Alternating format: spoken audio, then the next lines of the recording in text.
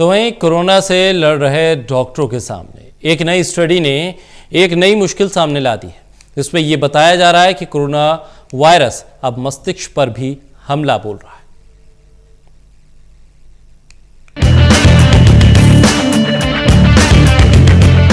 Corona virus का प्रकोप पूरी दुनिया पर जारी है और इसने सभी के लिए मुश्किल खड़ी कर दी है। लेकिन सबसे ज्यादा मुश्किल जो आ रही है वो है डॉक्टरों के सामने।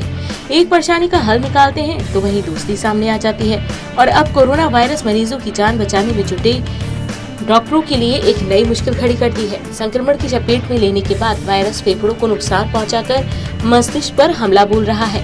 इसी का नतीजा है कि सांस की तकलीफ वाले मरीजों के साथ आईसीयू में मस्तिष्क संबंधी तकलीफ वाले मरीजों की संख्या बढ़ रही है। और सबसे बड़ी चिंता और परेशानी ये है कि इनकी हालत दूसरे मरीजों की तुलना में ज्यादा गंभीर है, जिसकी वजह से मस्तिष्क संबंधी जांच तक मुश्किल हो रही है।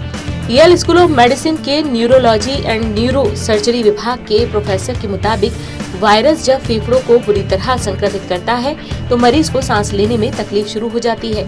इसी वजह से शरीर में ऑक्सीजन की मात्रा कम होने लगती है, मस्तिष्क पर बुरा असर पड़ता है, जिसकी वजह से कोरोना के मरीजों में ब्रेन स्ट्रोक, झटके आना, कोमा में जाना और लकवा के मामले अधिक सामने आने लगे हैं।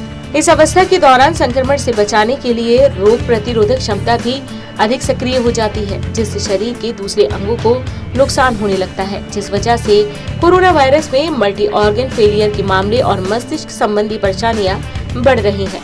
कई रिपोर्ट के मुताबिक संक्रमितों में स्ट्रोक का खतरा बढ़ा है, लेकिन आईसीयू में गंभीर बेहोशी की हालत में होने के कारण इसका पता समय पर नहीं चल पाता है। इस सब के बीच दूसरी सबसे बड़ी मुश्किल ये है कि ऐसे मरीजों को MRI जांच के लिए आईसीयू से शिफ्ट करना सबसे बड़ी चुनौतीपूर्ण काम है।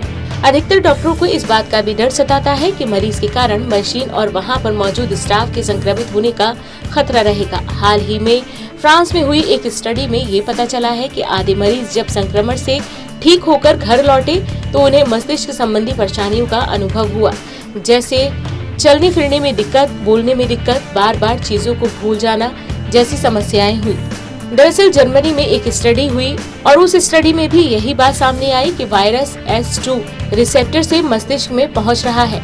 S2 रिसेप्टर सिर्फ फेफड़ों में ही नहीं, मस्तिष्क के कुछ हिस्सों में भी होता है। इसलिए किसी भी कोरोना मरीज की रिकवरी के बाद विशेष ध्यान और देखभाल करने की जरूरत है। Special desk, total news.